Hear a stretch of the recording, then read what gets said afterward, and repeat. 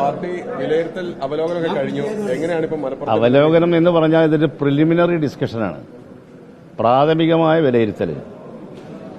Result കഴിഞ്ഞതിന് ശേഷം വിശദമായിട്ടുള്ള വിലയിരുത്തൽ നമുക്ക് നടത്താൻ സാധിക്കുള്ളൂ. ഇപ്പോൾ ഞങ്ങളുടെ ബൂത്ത് കമ്മിറ്റിയിൽ നിന്ന്, പഞ്ചായത്ത് കമ്മിറ്റിയിൽ നിന്ന്, മണ്ഡലം കമ്മിറ്റിയിൽ നിന്നൊക്കെ കിട്ടിയ റിപ്പോർട്ടിൻ്റെ അടിസ്ഥാനത്തിൽ മുസ്ലിം ലീഗിൻ്റെ സംസ്ഥാന പ്രസിഡന്റ് ഉണ്ടായിരുന്നു, ദേശീയ ജനറൽ സെക്രട്ടറി ഉണ്ടായിരുന്നു, പിന്നെ 2 സ്ഥാനാർത്ഥികളുണ്ടായിരുന്നു, സംസ്ഥാന ജനറൽ സെക്രട്ടറി ഉണ്ടായിരുന്നു. അവരുടെയൊക്കെ സാന്നിധ്യത്തിൽ ഈ തെരഞ്ഞെടുപ്പിൻ്റെ നേതൃത്വ പദത്തിലുണ്ടായിരുന്ന എല്ലാ ആൾക്കാരും, നിയോജക മണ്ഡലം കൺവീനർമാരടക്കമുള്ള ഞങ്ങളുടെ പാർട്ടി ഘടകങ്ങൾ മാത്രം, UDF ആയിട്ടല്ലത്, ഞങ്ങളുടെ പാർട്ടി ഘടകങ്ങളാണ് ഞങ്ങൾ തെരഞ്ഞെടുപ്പ് സംബന്ധിയായ എല്ലാ വിഷയങ്ങളും ഞങ്ങൾ ചർച്ച ചെയ്തു. അത് ഞങ്ങൾ നല്ല ഒരു മെജോറിറ്റിയിൽ 2 പാർലമെന്റ് മണ്ഡലങ്ങളിലും ജയിക്കുമെന്നാണ് കണക്ക്. മലപ്പുറം പാർലമെന്റിൽ 2 ലക്ഷത്തിൽ പരം വോട്ടിന്റെ ഭൂരിപക്ഷം ഞങ്ങൾക്ക് ലഭിക്കും. പൊന്നാനി പാർലമെന്റ് മണ്ഡലത്തിൽ ഏകദേശം 1 ലക്ഷത്തിന്റെ അടുത്ത് വോട്ട് ഞങ്ങൾക്ക് ഭൂരിപക്ഷം കിട്ടും. അത് 1 ലക്ഷത്തിൽ കൂടാൻ സാധ്യതയുണ്ട്. കണക്കുകൾ അങ്ങനെയാണ് സൂചിപ്പിക്കുന്നത്. പിന്നെ പോളിംഗ് ശതമാനം കുറഞ്ഞതിനെപ്പറ്റി ചിലപ്പോൾ അങ്ങ് ചോദിക്കാനുണ്ടാവും. ഞങ്ങൾക്ക് കിട്ടുമെന്ന് ഉറപ്പും വിശ്വാസമുള്ള വോട്ടുകൾ മിക്കവാറൊക്കെ പോൾ ചെയ്തിട്ടുണ്ട്. പല പ്രദേശങ്ങളും ബൂത്തുകൾ ഏകദേശം 2000 ചില്ലാനം ബൂത്തുകൾ മലപ്പുറം ജില്ലയിൽ നോക്കിക്കഴിഞ്ഞാൽ പോളിംഗ് കുറഞ്ഞ ബൂത്തുകൾ പരിശോധിച്ച് നോക്കുമ്പോൾ അത് ഇടതുപക്ഷ സ്വാധീനമുള്ള സ്ഥലങ്ങളിലാണ് വോട്ടുകൾ കുറഞ്ഞത് കാണുന്നത്. ഞങ്ങളൊക്കെ അതിൻ്റെ കൃത്യമായുള്ള കണക്ക് ഞങ്ങളുടെ കയ്യിലുണ്ട്. പിന്നെ ഈ തെരഞ്ഞെടുപ്പിൻ്റെ പ്രക്രിയ അത് വലിയ ബുദ്ധിമുട്ടുകൾ ഉണ്ടാക്കിയിട്ടുണ്ട്. മനഃപൂർവ്വം ഉദ്യോഗസ്ഥന്മാർ താമസിപ്പിക്കുന്ന ചില കാര്യങ്ങൾ ഉണ്ടായിട്ടുണ്ട്. രാവിലെ പോളിംഗ് ബൂത്തിൽ വോട്ടിൽ നിന്ന ആൾക്കാർ മണിക്കൂറുകളോളം ക്യൂ നിൽക്കുകയാണ്. അതാണെങ്കിൽ കഠോരമായിട്ടുള്ള കാലാവസ്ഥ, ഭയങ്കര ചൂട്, പലരും വോട്ട് ചെയ്യാതെ തിരിച്ചു പോയിട്ടുണ്ട്.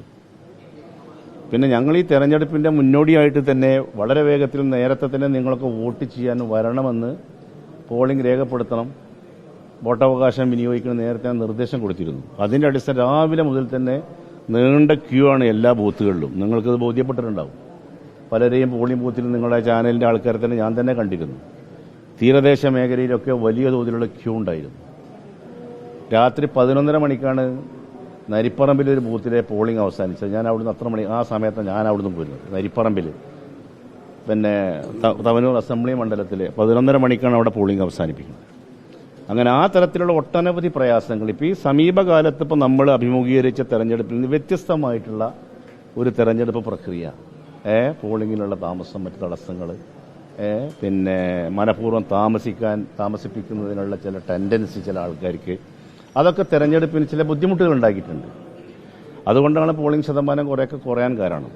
പക്ഷേ ഞങ്ങൾ പരിപൂർണമായിട്ടുള്ള ആത്മവിശ്വാസത്തിലാണ്.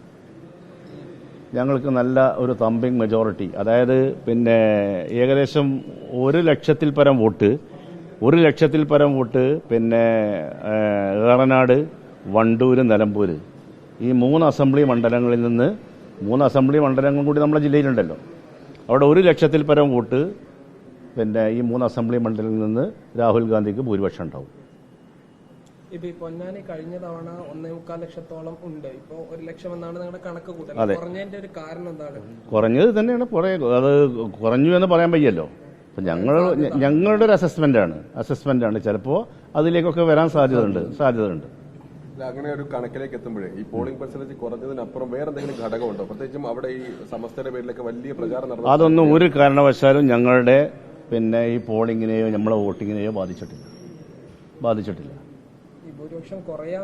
ഭൂരിപക്ഷം കുറയാൻ അല്ല, ഞാൻ പറഞ്ഞത് ഇതിപ്പോ ഒരു പെട്ടിയിൽ കിടക്കുന്ന വോട്ടിനെ സംബന്ധിച്ചുള്ള കണക്കല്ല നമ്മൾ വെച്ചത്. അതാ ഞാൻ പറഞ്ഞത്. ഇതിന്റെ കൃത്യമായിട്ടുള്ള വിലയിരുത്തൽ നമുക്ക് പിന്നെ ഇതിന്റെ ഫലപ്രഖ്യാപനം വന്നതിന് ശേഷം കാണാം. ചിലപ്പോൾ ഞെട്ടിപ്പിക്കുന്ന ഭൂരിപക്ഷം ഉണ്ടാവും. കഴിഞ്ഞ ഭൂരിപക്ഷത്തിനൊക്കെ വലിയ തരത്തിൽ ഭൂരിപക്ഷം വർദ്ധിക്കാൻ സാധ്യതയുണ്ട്. മലപ്പുറത്തെ ബൈ ഇലക്ഷനേക്കാൾ ഭൂരിപക്ഷം വരും എന്ന് പറഞ്ഞുകൂടാ.